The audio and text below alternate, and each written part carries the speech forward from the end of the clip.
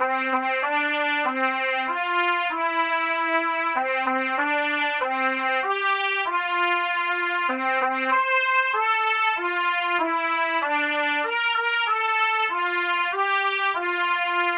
l'anniversaire de mon chat, il a 1 an déjà. Oh. Regarde Spiro, on t'a fait venir un clown.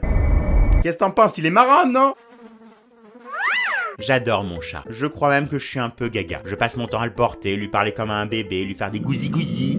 Mais il est tellement mignon aussi! D'ailleurs, depuis que Spiro est là, je me suis découvert une nouvelle passion. Lui donner des surnoms. J'en compte déjà 18. Spirale, Spirou, le Spire, petit con. Mon chachiou, mon chachi, mon chachichou, mon chachichou. Fils de pute. Ouais, bon, celui-là, il sort plutôt tout seul quand il me fait mal. Mon chien, mon bébé, mon bebeu, mon bébu, mon gros bébé, gros lard, gros cul, mimimi, et le petit lion.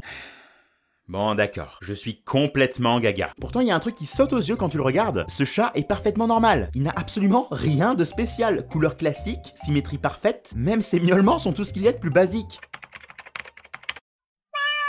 Oui, ça pourrait très bien être mon chat. Il est tellement normal que quand tu cherches le mot chat sur Google, la première image qui apparaît, c'est un de ses sosies. Regardez ces 4 photos de mon chat. Ben en fait, c'est 4 chats différents. Gotcha, bitch. Ben oui, parce qu'avec un physique aussi banal, il a que ça des sosies. Mais au final, je m'en fous. Pour moi, ça reste le plus mignon. Bon après, il est certes normal en apparence, mais seulement en apparence. Parfois je me demande si en fait j'ai pas adopté un chien. Non parce que moi on m'avait dit les chats c'est distant, c'est ingrat, ça t'obéit jamais, c'est là que pour la bouffe. Bah putain, Spiro passe sa vie à demander des câlins, il me saute dessus quand je rentre à l'appart, il est quasi tout le temps à côté de moi et quand il l'est pas j'ai qu'à l'appeler et je vous jure, il vient. Ouais, je crois bien que j'ai un chien. Mais j'ai toujours aimé les chats. Par contre, j'ai vraiment commencé à en vouloir un quand mon pote Lolo s'est vu offrir un petit chaton roux nommé Spyro. Il était tellement adorable que j'allais quasiment tous les jours chez lui pour jouer avec et j'avoue que je le considérais un petit peu comme mon chat. J'aurais bien voulu en adopter un aussi, mais j'habitais encore avec ma mère, elle était catégorique.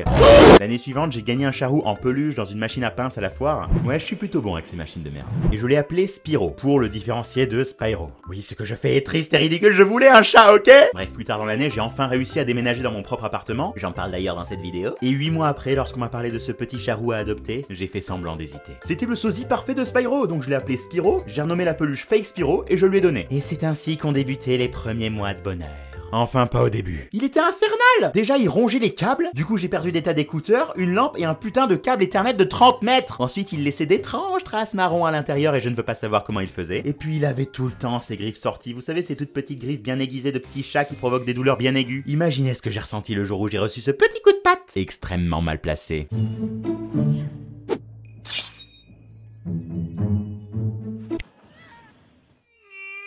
Heureusement, il a grandi, il a arrêté tout ça, mais maintenant il fait des trucs un peu chelous à la place. Déjà, il y a le grand classique que tous les chats font quasiment. Souvent, il me grimpe dessus, c'est mignon, mais ensuite, il regarde pas du bon côté. Du coup, je suis souvent confronté à cette vision d'horreur. D'ailleurs, pour moi, le chat est un animal à 99% parfait. C'est ce truc, le 1% qui manque. Vous imaginez si à la place, ils avaient une petite paire de fesses poilues bien dodues? La perfection. Un autre truc qu'il adore faire, c'est me regarder quand je suis sur les chiottes. Alors au début, je le faisais fuir, mais comme la porte ferme mal et qu'il revient à chaque fois, j'ai fini par m'y habituer et maintenant, c'est tristement normal.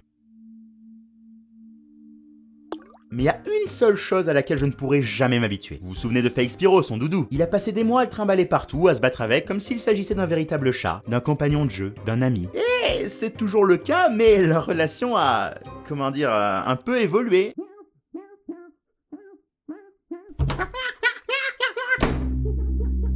Bon, j'ai l'air de beaucoup me plaindre de mon chat, mais non, il a pas que des défauts, il a même des qualités assez rares. Déjà, il ronronne tout le temps. Enfin, à chaque fois que j'interagis avec lui, quoi. Parfois, il suffit juste que je le regarde intensément pour qu'il se mette à ronronner. Et si je dis un petit truc, genre son nom, il a ce petit réflexe de donner un coup de tête sur le côté comme s'il voulait me faire un câlin de loin. Ensuite, il est toujours extrêmement silencieux quand je dors. En gros, il m'a jamais réveillé. Souvent, il vient se coucher à côté de moi, mais il y a pas un miaulement ni chahut tant que j'ai pas ouvert les yeux. Et rien que pour ça, c'est le meilleur. Mais le truc le plus fou, c'est qu'il est devenu hyper propre en grandissant. Déjà fini les traces marron, merci parce que c'est un petit peu ma phobie, mais surtout il a jamais fait un seul besoin en dehors de sa litière. Il y a juste eu cette fois où je travaillais avec de la musique et j'avais pas dû entendre qu'il voulait sortir pour aller chier. Alors ce qu'il a fait c'est complètement fou, il a déchiré un paquet de litière neuf, s'est fait lui-même une litière improvisée dans le salon et il a fait ses besoins dedans. L'odeur a finalement attiré mon regard sur lui et sur le moment j'ai pété un câble, mais avec le recul je me rends compte que c'est assez incroyable comme comportement. Spiro, tu es un génie. Pour terminer la vidéo, il y a un truc que j'ai un peu honte d'avouer. Mais avant d'avoir Spiro, j'avais jamais vraiment examiné un chat. Globalement, je savais à quoi ça ressemblait, hein, la tête, le corps, la queue, les pattes. Mais si on m'avait demandé en détail ce que j'entendais par pattes, j'aurais répondu sans hésitation, fémur, tibia,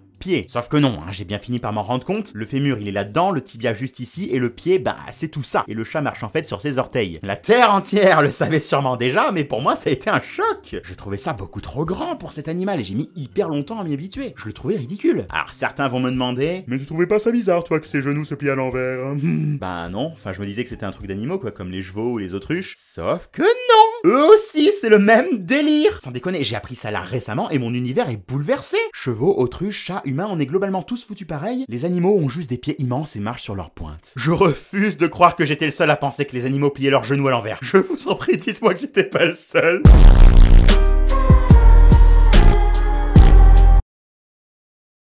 Bonjour. Alors message très sérieux comme il y en aura je pense pas souvent, je vais tenter d'être très rapide, je vous prie donc de rester jusqu'à la fin. Alors tout d'abord un énorme merci pour votre engouement si je puis dire autour de cette chaîne, votre appréciation positive, cela me fait très chaud au cœur. Comme vous l'avez vu, j'ai réalisé ce cartoon en l'espace d'à peu près un mois, bon plus un mois et demi qu'un mois on va pas se le cacher, tout ça pour dire que je me suis prouvé, et ce malgré les 3 conventions auxquelles j'ai participé au cours du 10 mois, que j'étais largement capable de faire au moins un cartoon par mois, ou par à peu près mois. Si j'en suis physiquement capable, je n'en suis pas pour autant financièrement capable. Les raisons sont assez évidentes, mais je pourrais vous les détailler ici, mais j'ai dit que j'allais aller très vite. Donc je vous invite très sincèrement à lire la description de ma page Tipeee que j'ai enfin ouvert. J'ose le faire, j'avais beaucoup d'appréhension par rapport à ça, mais là voilà, j'ai vraiment réalisé que l'animation c'est ce que je veux faire, je veux en faire plus. J'aimerais en faire plus, et j'aimerais très sincèrement ne jamais avoir à mettre un seul placement de produit sur ces vidéos-là. Du style, regardez ce nouveau jeu mobile, trop bien. Salut tout le monde, on est parti pour une animation sur... Non, je ne veux pas.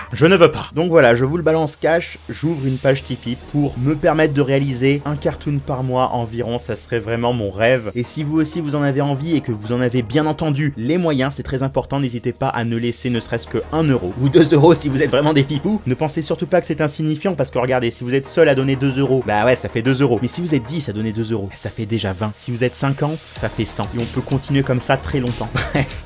Voilà, donc si vous aimez la chaîne, n'hésitez pas à aller faire un tour sur cette page ou à partager la page, ça me permettrait tellement. Bref, voilà, merci énormément aux personnes qui ont sous-titré la vidéo précédente. Je déteste l'été en français et en anglais, vous gérez de ouf. Merci également à tous ceux qui le feront pour cet épisode. Merci de votre soutien et merci d'être là.